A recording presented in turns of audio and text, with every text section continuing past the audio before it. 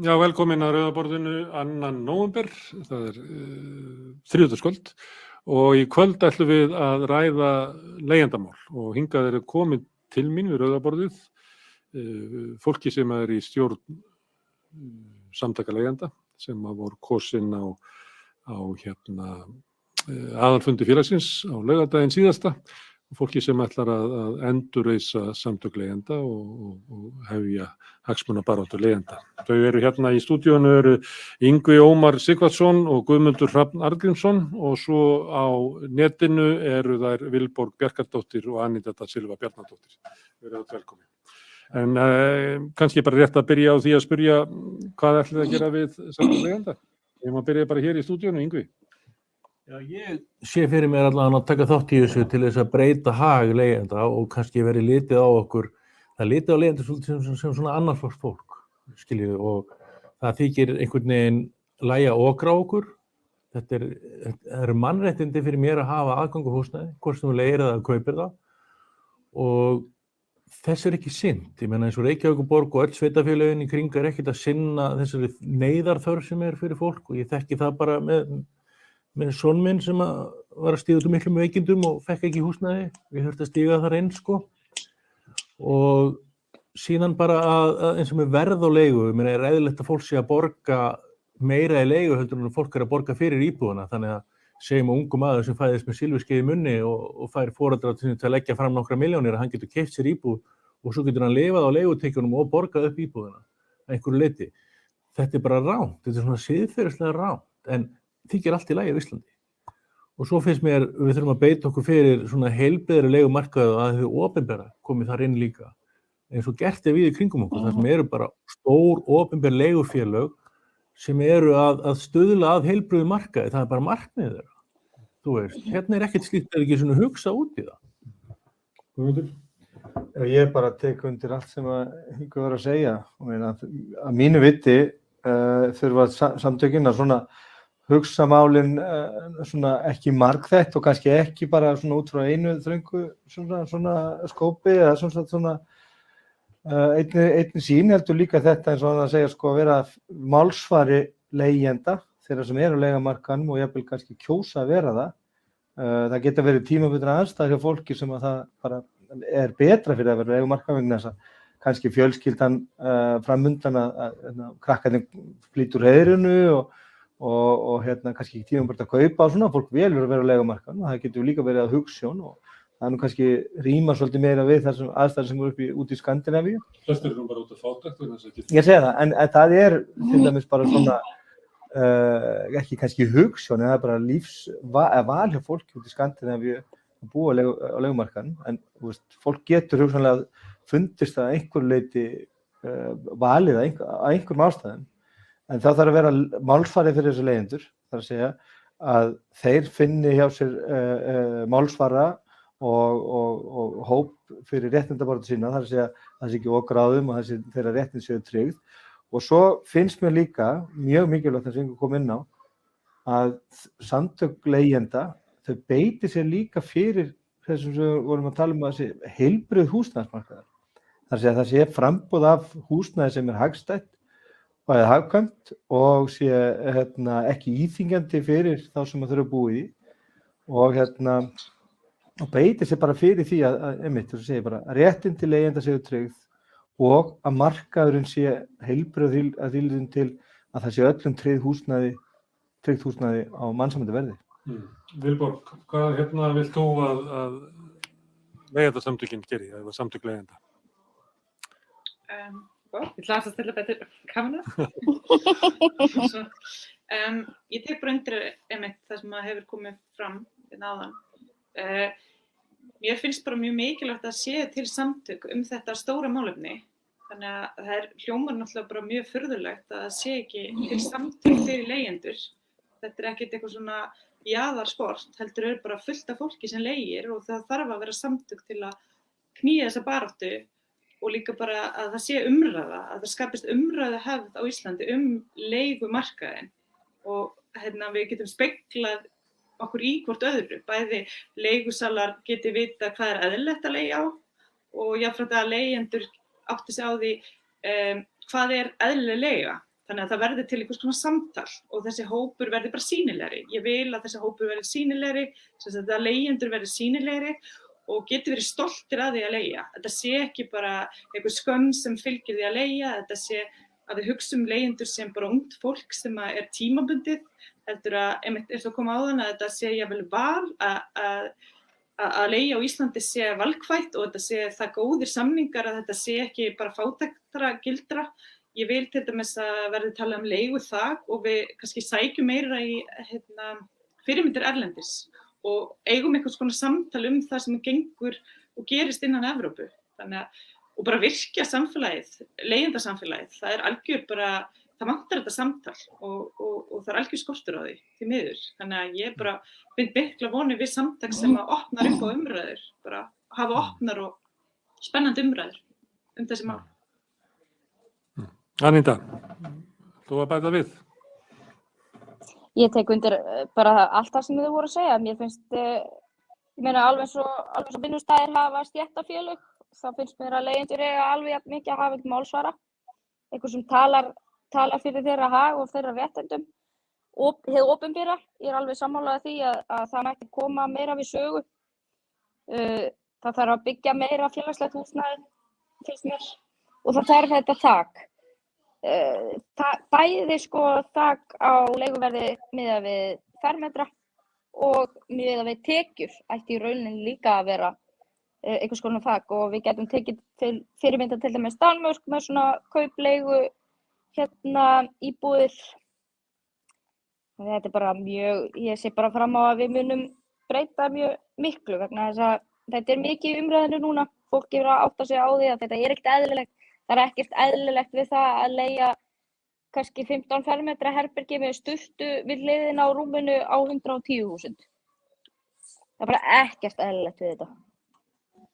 Þetta líka, ég man eftir því að þegar ég bjó í Danmörku og vann þar, þá vann ég við umferðarskipulag og vorum að tala á skipulagsviðinu á Kaupmannahöfn og vorum að tala þjónustustigið sem að Strætó veitir í Reykjavík. Við töluðum að þetta væri neyðarþjónusta sem Strætó veitir í Reykjavík. Þeir skilgreina neyðarþjónustu þegar þú hefur ekkert annað val. Þetta eini valkosturinn sem er í boði fyrir þig, þú býrð eitthvað stað fyrir utan Árhús eða eitthvað staðar og átt ekki bíl og þetta eini valkosturinn, þá er þetta að bjóða þér upp á þessa hræðilegu þjónustu sem reyndar normið hérna í Reykjavík. En það þess sem þeir kalla neyðarþjónustu. Og þetta svolítið svona bragurinn á markaðnum. Þetta svona neyðarkostir. Það ekkert í boði annað fyrir þig, heldur að samþykja það sem í boði, þar segja þess að okurleigu, lélegt húsnæði, ótryggt húsnæði undir alls konar mjög íþyngjandi skilmálum. Og þetta náttúrulega algjörlega óhæft að í svona ríku landi, við skulum þurfa að búa svona.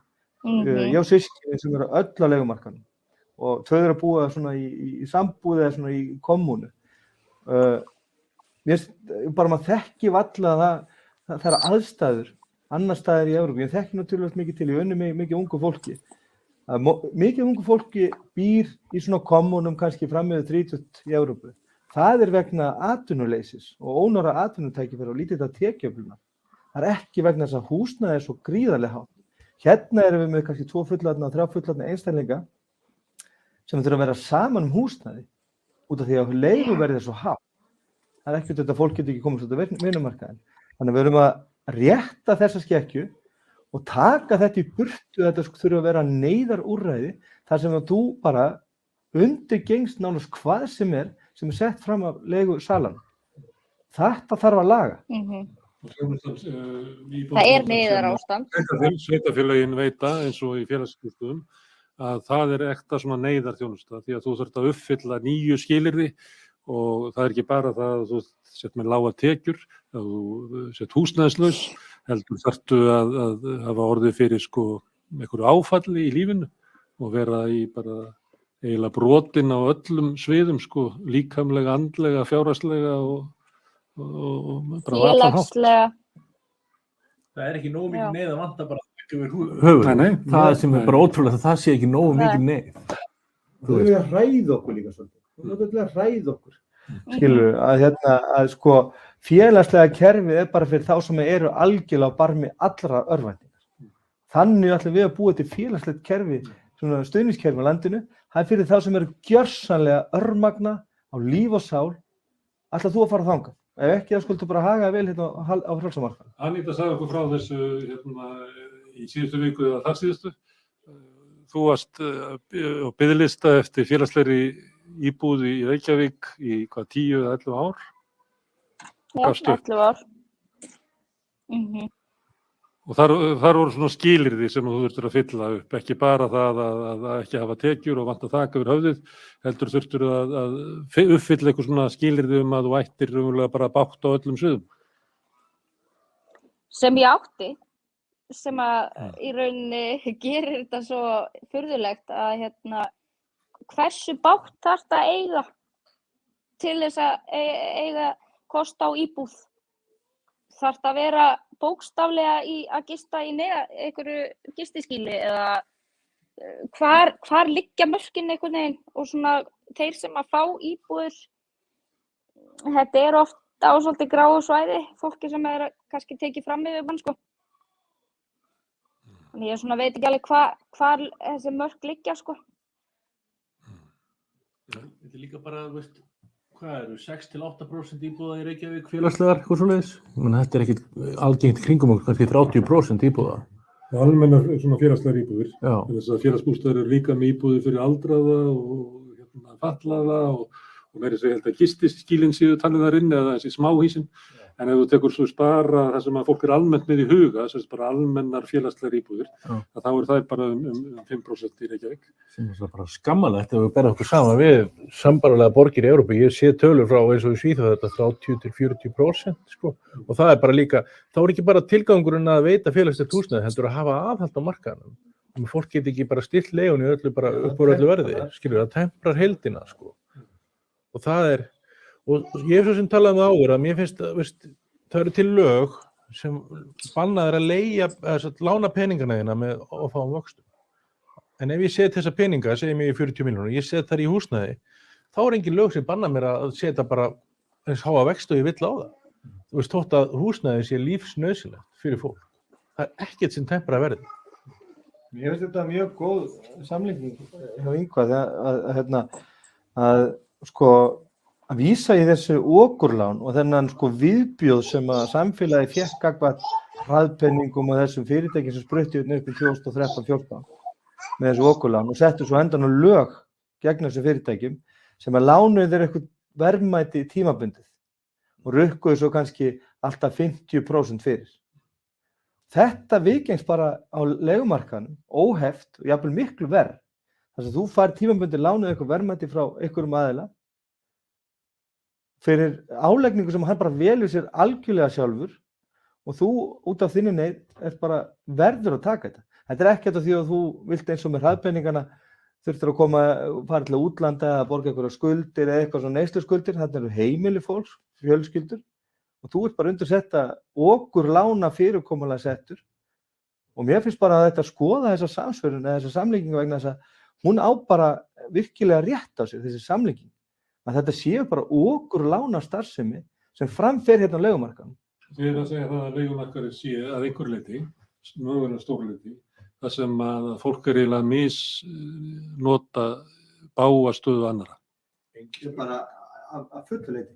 Auðvitað náttúrulega erum við með fullt af góðu fólki sem á íbúðir og er að leigja þetta sanngjarnt og svona og ég veit fólk sem vil ekki taka þátt í þessu en langstærsti meirihlutin þá eins og bara ég hef bara óhræddur við að segja bara dregur þetta það versta fram í fólki það er að hafa þessu möguleika á þessu ofsalegu tekjuöflum vegna þess að þetta er ekki bara það að leigjandinn er að borga niður fasteigna þína sem að þú munt geta erft af börnunum eða selt þér upp í staðið heldur hún líka að skaffa þér mikið kapital og þess vegna finnst mér bara þetta dregur fram í mörgu fólki bara það allra versta.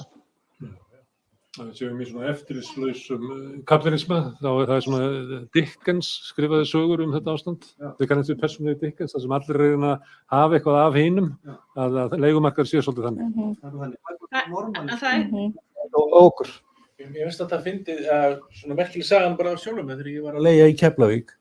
Það sem sagt 2009, þá fer ég að leigja þarna gamalt raðhús við sjóinn og fæ bara mjög sanngjarna leigu og þetta erfitt með að leigja að það var ekkert svo mikið af fólki sem vildi leigja í Keflavík. svo fer að koma þessi rosalegi skortur í Reykjavík og þá eins og svona breiðist út bóla hækkuðu leiguverði og komið til Keflavíkur 3-4 mánuðum seinna og ári eftir það þá mætir hún til mín og vill bara tvöfalda leigun einu bretti. Þú veist, bara kemur að því að það er allir að leigja svo dýrt í kringu þig.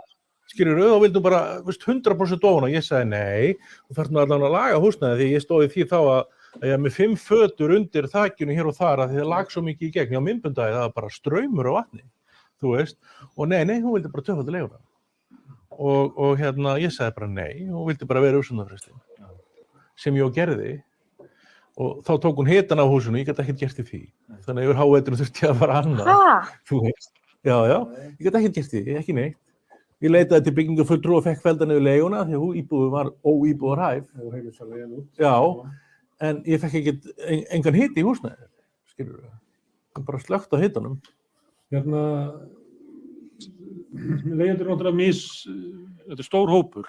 Það er 25% heimila sem eru í leigu og það er talað um þessi 30.000 heimili. En það felst í því að þetta er 90.000 manns sem búa á leigumarkaði. Og það eru líka mikið af börnum sem búa á leigumarkaði og þessar aðstæður sem þið eru að lýsa hér eru náttúrulega óboðlegar fjölskyldum. Og ef maður reiknar með því að sé álíka margir mikið af hlutfall barna í leiguhúsnæði eins og er bara í 25%, þá er þetta 20.000 börn sem eru á leigumarkaði. Vilborg, heldurðu að við ættum að horfa á það kannski að okkur ber skylda af því að stundum er það þannig í samfélaginu að við finnum meira til með börnum heldur en þessum miðaldra köllum sem eru hér.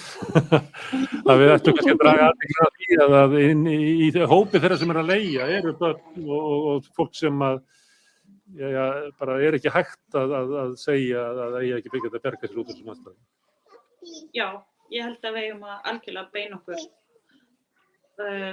sjónarhorninu okkar að börnunum og þau skipta máli og við vitum það alveg að börn þurfa svona öryggi og búsetta skapar börnum öryggi og börn þurfa ramma að vera stöðugt á faraldsmæti og vera stöðugt á hreyfingu skapar óöryggi gagnvart börnum og við viljum náttúrulega þannig, við viljum réttlátt samfélag þar sem að það er ekki bara sum börn sem eru á faraldsmæti og þurfa stöðugt að komast inn í nýjan skóla og ná ekki festu, þeir ná ekki að stunda námið sitt eins og þau myndu vilja, þeir ná ekki að fara í tómstundir, þeir eru stöðugt rift á nýja staði og það eru þetta fullt af svona sögum því miður út af leigumarkaðinum. Þannig að með því að skapa öruggan leigumarkað, sanngjarnan sem að við, þú veist, þá er það spurning að búa til löggjöf og ramma þar sem að leigusalar, ríkið taki inn í sveitafélögin og auðvitað fólk á leigumarkaði eru sátt með sín hlutskipti og auðvitað skipta börn í máli og núna finnst mér það sem er verið að tala núna að börn skipta miklu máli og pólitíkusinn segist alltaf að leggja það í öndvegi. Það er ekki nóg að lengja bara fæðingarorlofið og svo bara segir maður bara skít með börnin. Það er ekki nóg að setja fyrst í það, því að búseta skiptir miklu máli. Börn spegla sig auðvitað í sinni búsetu, hvar þeir búa í, hvað hverfi. Sum börn eiga bara ekki sitt eigið herbergi, þeir deila kannski herbergi með bara 2-3 systkinum sínum. Ég meina það eru alls konar svona stöður. Og það gerir þetta líka að fólk sem að býr í vondu húsnæði, það er ólíklegri kannski til að eignast börn. Það treystir sig ekki að fara út í barneignir þegar það getur ekki veitt börnunum sínum herbergi eða öruggt húsnæði til langs tíma. Þannig að þetta tengist auðvitað allt félagslegu hlutum og börn þau verða fullorðin og það er það sem við verðum að hugsa til. Ef við myndum grípa strax í þetta, þá myndum við líka þetta myndi vera góð fjárfesting til lengri tíma á alla kanta. Að skapa samfélag þar sem fólk með öruggt húsnæði sem það er stolt af því sem það býr og líður vel þar sem það býr og þá líka, mér finnst þetta bara eigi að vera algjörlega bara í brennidepli. Börnin skipta máli og þau verða stór. Við eigum að skapa samfélag. Hafið þið þurft að flytja með börnin ykkar á milli skólakörfa eða voru þið kannski fluttuðu sjálf þegar þið voru yngri og á leigumarkaði? Og hvað varst þið mörgum skólum? 6 eða 7. Þannig eru þið með sambærilega sögu? Já, sko ég þurfti að flytja með barnið mitt. Mér langar líka að koma inn á eitt að það er ekki bara þetta að ég sammála öllu sem að Vilborg sagði, en það líka það að fólk að upplifa sig að þurfa alltaf að neita barninu sínu, jafnvel nesti, vegna þess að húsaleiga gengur bara fyrir. Það er neita því alls konar tómstundir, böll, allt svona það sem að gera æskuna skemmtilega og gera skemmtilegt að vera barn. Það þurfa alltaf að segja nei. Það er ákveðin svona einangrun og bara ákveðið þunglindi held ég sem að fylgi því. Þannig að í rauninni, einmitt eins og Vilborg sagði, þetta kostar ríkið eflaust meira en okkur dettur í hug til lengdar litið, sko. Við finnst eiginlega komin niður á þá niðurstöðu að fyrirkomulega þetta eins og þetta er á markanum í dag, það skapar fátæktina. Húsnæðismarkaðurinn? Já, þetta er rauninni sko, þessi fátækt sem að, við erum alls saman að ríkja hérna, þetta er fyrst og fremst sko, ekki tekjuöflunar vandamál, miklu frekar þessi kostnaðar. Ef þú missir sko, ef þú dettur niður á hnén, þá kemur húsnæðismarkaðurinn og þrýstir ofan í drölluna. Sko. Já, bara börn leigjenda, þeir verða vandalega leigjendur þegar hún er fullorðin líka. Við erum að horfa á það er stór, sko, við erum stór hluti, við erum að segja kannski 90.000 mann sem erum út á þessu markaði. Þetta eru 1/4 þjóðarinnar. En það virðist vera sem svo, það er eitthvað góður hluti þjóðarinnar sem að virkilega bara græðir á þessu ástandi eins og það er í dag. Eða minnst að kosti eru margir sem vilja meina það eða halda það. Er það ástæðan fyrir það ekki gert af því að það er bara svo stór hluti sem að á bak okkar leigjanda er eitthvað sem er að græða á honum og þeir hafa sterkari rödd. Það er fólk sem að stendur sér betur. Ég held að þetta sé þannig að það sé bara of margir sem að græða á þessu og þetta er það mikil drifkraftur inn í þetta svona aukakapitalisma. Þess að þetta skapar náttúrulega óheyrilega mikla tekjur og svo náttúrulega er þetta drífur þetta áfram byggingamarkaðinn eða framkvæmdamarkaðinn sem að sko getur selt dýrt og byggt tiltölulega, sko, ég veit að náttúrulega geta að byggja ódýrt en að vera að selja með 100% álagningu eiginlega bara allstaðar nýbyggingar. Þannig að drifkrafturinn við þess að nauðin skapar þennan sko þessa grimmd á markaðnum. Það er að segja sko þegar þú horfir á viðskiptavinina, hugsanlega viðskiptavinina eða að þá sérðu neyðina þeirra og þá bara kemur fram í fólki ákveðin grimmd til þess að hagnýta sér þetta ástand. Að eins miklu leyti og miklu leyti eins og bara hugsanlega getur. Þetta er ótrúlega grimmd sem er svona innvaksin inn í þetta kerfi. Því lengra sem það gengur, því verður þetta grimmara, því sterkari rödd þeirra sem hafa hagað því að keyra þetta áfram af grimmd. Og þeir sem verða ekki fyrir þessu, það er massinn sem verður ekki fyrir þessu, hann verður algjörlega ónæmur fyrir þessu. Hann heyrir ekki í leigjendum? Já, ég held að fyrst og fremst hann heyrir ekki þessu fólki og sér það ekki, getur ekki samsvar við það og líka þetta, við hefum ekki verið sýnileg og maður er ekki að bera þetta á brjóst að maður sé leigjandi vegna þess að þetta hefur náttúrulega er ástand sem er óviðnandi og íþyngjandi og svona og maður er ekkert endilega að flagga því að bera þetta á sér og nú bara kannski tími til komin að við bara berjum okkur á brjóst yfir þessu að við erum minnst ákosti þarna með rödd og kraft til þess að fara fram og til þess að breyta þessu. Við höfum orkuna og áræðina til þess að gera það. Húsnæðismarkaður almennt sé ekki dýrastur á leigjendum, frekar kaupendum. Þú borgar meira í leigu almennt heldur þú borgar í að kaupa þér húsnæði. Já, það hefur komið fram í Hagstofan. Hefur gert þetta sem að mælir sko íþyngjandi húsnæðiskostnað og það er miðað við mælikvarða sem að Sameinuðu þjóðirnar gefa upp að ef að það talið um að það sé normalt að 25% af ráðstöfunarféðinu, eftir skatta og það saman, fari í húsnæði. En ef það er yfir 40%, þá er það talið að vera íþyngjandi. Og það er miklu hærra hlutfall á meðal sko leigjenda heldur en á meðal annara. Ég sá nokkuð þúsund heimili að borga 75% af tekjum sínum í leigu sko. Það er svolítið svo stjórnlaust ofbeldi. Já, liggur hlutans eðli að leigjendur eru ofta tíðum tekjularri heldur en fasteigna eigendur sjálfur. Og eru kannski með tvöfaldan húsnæðiskostnað miðað við fasteignaeigendur sem eru þá með hærri tekjur. Þannig að það er verið að skattleggja tekjulága sem eru fastir á leigumarkaðnum sko kannski margfaldan tekjuskatt. Og hann fer allur í einkaneyslu hjá einkaaðilum. Og fólk þarf örugglega að spara sig frekar í mat heldur en í leigu. Ég meina, bara Nú hefur fátæk þetta fjölskylda hefur ekkert val að borða vel ef hún þarf að borga leigu sem alla, þú Það veist. kom svolítið í ljós, fannst mér þarna muni þegar COVID var að byrja, eða svona þegar það komið inn á haustið 2020. Að þá komu fréttir af miklum biðröðum þar sem fólk var að fá mat á fjölskyldu, hjálpunni og öðru slíkum og sérstaklega á Suðurnesjum, man ég. Og svo voru myndir af fólkinu sem var í röðinni og maður velti fyrir sér og reyndi að átta sig á þessu, akkur er þetta, akkur er þessi skyndilega aukning núna. Og þá er þetta fólk sem hrapar í tekjum vegna þess að það fer inn á atvinnuleysisbætur og fær ekki yfirvinnuna og þetta sem gerist er að, þú veist, kerfið á að bjarga þér en þú missir alltaf 20, 30, 40% af tekjunum í þetta. Og þetta er fólk sem er á leigumarkaði og það fer með allan penningin sinn í leiguna og á ekki fyrir mat. Já, þú hefur ekkert val. Nei, þú hefur ekkert val. Þannig að leigan verður alltaf að vera númer 1 og það er næst hent út. Ef þú hefur ekki aðgengi að ókeypis mat, þá áttu ekki mat og þá getur ekki borðað sjálfur eða sjálf. Og ef þú lendir í því að skulda leigu eða verið í vandræðum með að borga leiguna, þá hefur leigusalinn lagaleg úrræði til þess að henda þér út. Það er ekkert verið að leita einhver úrræðum sem hjálpa þér. Það er engin svoleiðis úrræði í boði, eins og það hefur lagaleg úrræði fyrir að henda þér út. Þetta er ekki fallegt samfélag sem við erum að lýsa hérna, Vilborg og Anita. Af hverju er samfélagið okkar svona? Af hverju er samfélagið okkar svona blind fyrir þeim sem er verið að misnota og svona í þögn og viðurkenningu styður raunverulega undir misnotkun hérna sterku á hinum veiku? Þetta er bara eitthvað geranda meðvirkni. Er það eitthvað sem er eitthvað að okkur? Íslendingar eru rosalega meðvirkir,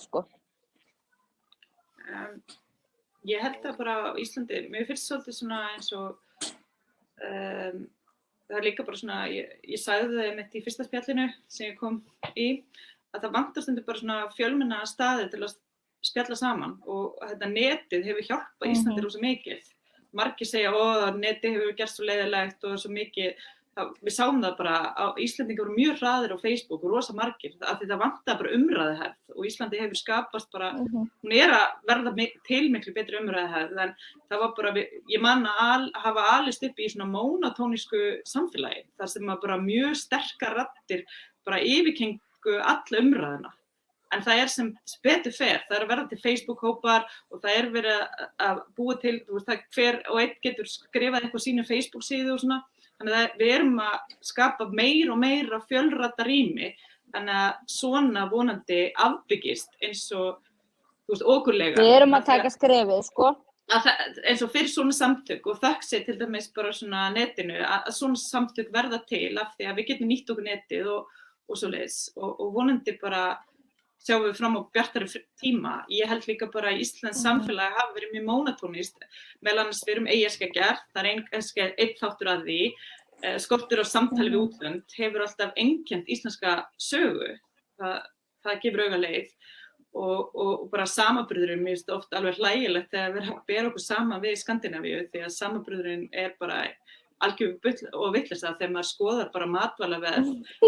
Ég fór til Berlínar og ég get alltaf borðað, þá fór ég utanlandsferð til Berlínar eftir að hafa búið þar, en ég borðaði, var ekkert að neita mér með flotta mat, ég gat keypt gott grænmeti og ávexti, en leiðum við komum í flugvélina, íslensku flugvélina, þá var bara okurverða á samlokunum minni og öllu sem ég keypti þar, þannig mér fannst ég bara komin til Íslands áður en ég var komin til Íslands bara í flugvélinni. Þannig við erum náttúrulega bara... Einmitt, þetta er svo góð punktur. Þannig að ég vil bara efla söguvitund hjá Íslendingum, bara mér finnst að við eigum að hafa oft meiri áhuga á eigin sögu og bara efla bara þekkingu á eigin sögu. Hér tölum við enga stéttaskiptingu, það er algjör kjaftaði. Það sér hver maður sem að fer að skoða íslenska sögu, bara Íslandssöguna, að það er bara fjarri lagi. Það er vissulega alltaf yfir stéttaskiptingu. En ég er ekki alveg spjarsinn á því með þetta sé að breytast, þetta er frekar að versna. Ég meina á síðasta ríkisstjórn var búin að lofa að setja leiguþakslög eða einhver lög fyrir leigjendur og það var bara ekki gert. Það var lagt fram á síðustu dögum svo yrði klárlega ekki samþykkt og kemist ekki í gegn. Og við erum að sjá alltaf meira og meira skort á húsnæði almennt, ekki bara fyrir leigjendur. Já, sko, umræðan að breytast. Umræðan að breytast.